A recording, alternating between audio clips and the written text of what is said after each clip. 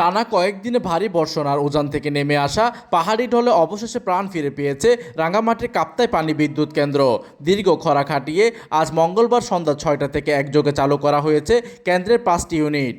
বিদ্যুৎ কেন্দ্রের ব্যবস্থাপক প্রকৌশলী মাহমুদ হাসান গণমাধ্যমকে বিষয়টি নিশ্চিত করেছেন।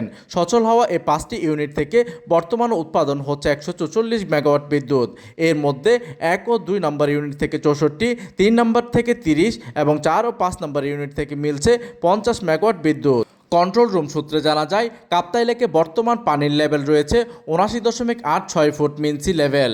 রুল কার্ভ অনুযায়ী যদিও এই সময় পানি থাকার কথা ছিল প্রায় ৮৫ ফুট, তবে গত কয়েকদিনে টানা বৃষ্টিতে পরিস্থিতি দ্রুত বদলাচ্ছে। কাপ্তাই লেকে সর্বোচ্চ পানি ধারণ ক্ষমতা ১০৮ ফুট মিন সি লেভেল। পানির তীব্র স্বল্পতার কারণে বিগত কয়েক মাস ধরে মাত্র ১টি বা ২টি ইউনিট চালু রেখে কোনো মতে বিদ্যুৎ উৎপাদন সচল রাখা হয়েছিল।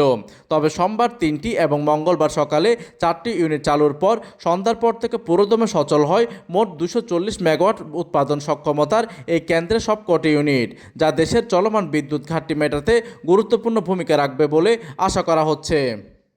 প্রতিনিধির তথ্য ও পাঠানো চিত্রে ডেস্ক নিউজ, দিগন্তের বার্তা 24, কাপ্তাই।